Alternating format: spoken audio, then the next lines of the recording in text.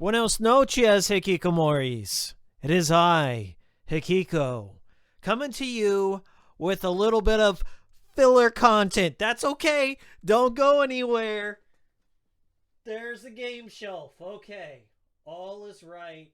All is right in the world. Camera is right. I figured, hey, I make a lot of videos on this channel. They take a lot of time. I do retrospectives, a lot of heavy edits, hundreds and hundreds of hours into one video.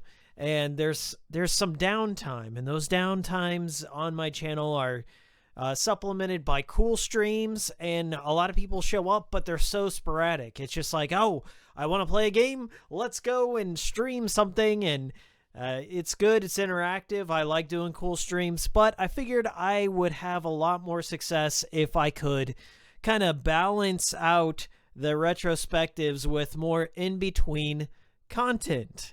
I gotta please the algorithm gods, if you will. But I think it's also a good way for me to connect to my community, and then just kind of spitball some ideas I have, talk about some current events, not too frequently. I'm not going to be scrolling down Polygon and just reading shit off, but just stuff that I would normally talk about on my streams, and then just laser focus it into one video and try and keep it under 10 minutes, okay? Brevity is the soul of wit, and I'm the last person who should be talking about that shit. I just hit myself in the nose with my microphone. But one topic that has been... That's a car. That's what we're talking about. No edits here.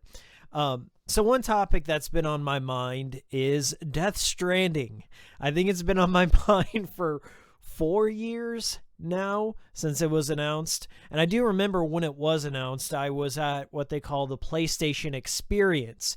Sony used to host these big theatrical premieres of their E3 press conferences, and they would rent out local theaters. So there was a casino in Kansas City that would show them off. So once a year, I would go to a casino, and spend a little bit of money, playing some of those Big Bang Theory slot machines, you know me, and and like losing all my money. Not a lot, okay, maybe $20. And I would take my friends, and you'd had to pre-order tickets to go to these big events. And so they were free to go to, but you'd have to pre-order them, and you could only bring one guest. So, of course, I would make fake accounts so I could bring all my friends, and we would just all load up in my car and go and just make a whole night out of the ordeal. And it was a good way to close out E3. I guess, Nintendo does their directs the next morning, but that was always the big finish for me. Like that's where I'd place all my hopes and dreams, was on the PlayStation Experience. Now Sony has kind of bowed out of doing E3, and therefore there's no big Sony PlayStation Experience for me to attend each summer. However, one of the most exciting times ever was the announcement of Death Stranding, and it was when, it was after the time Kojima made his grand departure out of Konami, and that was a humongous turning point for me as somebody who grew up playing nothing but Konami and Kojima games. I mean, hand in hand. So when Sony decided to say, hey, we have Kojima now, he's exclusively ours, and he's coming out with this avant-garde game called Death Stranding, and there was minimal details about it. All we knew was that Norman Reedus, a carryover from kind of Kojima's PT demo, is signed on for this project. So, of course, speculation started up. People were like, oh, is this connected to PT? Is this truly going to be Silent Hill? Is this a big ruse that Kojima's pulling with Konami, putting all Konami stock and shareholders at risk for a big epic ruse? Probably not. No. But it was bizarre. You saw Norman Reedus standing at the bay holding a baby connected to his umbilical cord. There was a lot more questions than answers. And that's fine with me. Everyone see it. There's two camps to Death Stranding. There's, I don't know what the fuck's going on, and I want to see more gameplay, or it's Kojima, I trust him, and I'm not going to question any further, okay? I'm used to this at this point. I've played plenty of Kojima games. There's very surreal aspects to them with giant political, like geopolitical wraparound thematic stories that somehow tie into it and kind of are prophetic and predict certain elements that might appear 10 years down the road. Metal Gear 2, of course. And I'm more in the camp of, like, I trust Kojima. I'm not like a blind loyalist, but I'm better off, and I feel this approaching almost any game, is I keep myself in the dark as much as I can, and as much as humanly possible in the modern age where news is shot at you and spoilers in the fucking headlines. Like you're rolling through Google and all of a sudden it's like, well, Death Stranding actually they hired David Hayter, and they're like, what the fuck? Don't spoil that for me. And so this has been kind of a big project for me. I've only seen like 2 trailers for Death Stranding, like the initial one where Norman Reedus is holding the baby, and then that second one that they showed maybe 4 or 5 months ago, like where they showed off the ladders and the courier system, and that's it. I really don't need any more than that. Like, I don't need to be convinced. I'm $60 for me is like if the game turns out to be shit and I spend $60 on it, well, I made a mistake. I'll move on with my life. But the alternative is I put down $60 and I absolutely love the game and I was treated to nothing but surprises all the way throughout because I didn't spoil it for myself. Then that's I don't know. That's a better payoff for me. Okay, I guess I'm part of the old school mentality, and this is one thing I wanted to hit on with this video, is that there are some people that want to know every single little detail before they will invest in something, and there's nothing wrong with that. Nothing wrong with that. But for me, like, everything that you buy in your life is kind of a risk, okay? Of course you want to see the Carfax on something before you buy a vehicle. But these are video games. There's going to be certain elements. Like I heard that Final Fantasy 15 is another example here.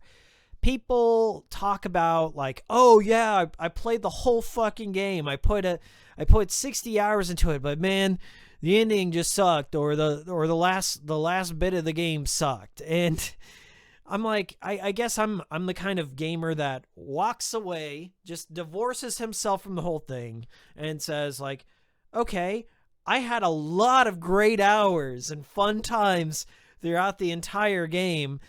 I'm not going to let this one little thing ruin it for me, okay? Like, oh, I had one of the best delicious burgers of my lifetime, but the fries were kind of cold, so the whole meal is ruined. For me, like, I kind of try and take a more simplistic, like, video games are amazing to me. Like, just the very marvel that we've gotten this far, that we now have, like, celebrities being scanned in Kojima's little studio. Like, every time he tweets out something like, oh, I'm hanging out with Keanu Reeves, my homie Keanu Reeves. Hey, Keanu, can you just step in front of this camera, put all these dots on your faces? Like, you know, Conan O'Brien was over there. Like, he's had so many celebrities come by Kojima Studios that really anyone's on the table for showing up in this game. And I think people naturally, like gamers especially, fear the change in the industry towards more cinematic experiences. And I'm certainly a part of that camp too. Like I've seen it permeate, especially through Sony's games, the Uncharted series, Last of Us, and one of the most infamous examples, of course, is the Order 1886. And I was, mulling around the idea of doing an in defense of the Order 1886 because for the time, I think it's one of the biggest case studies of a game that failed solely because of its cinematic qualities, and especially, I guess, because of a couple of the QT boss fights. However, I played the game when it first came out and I rented it, okay? Because renting is still an option. There's Redbox, there's Gamefly. You can go to Walmart, buy the game, hold on to the receipt. Oh, I don't like this game.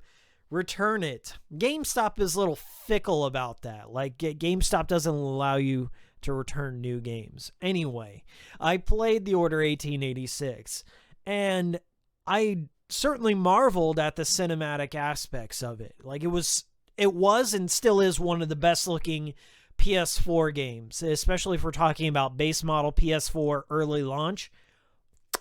Beautiful. Love that.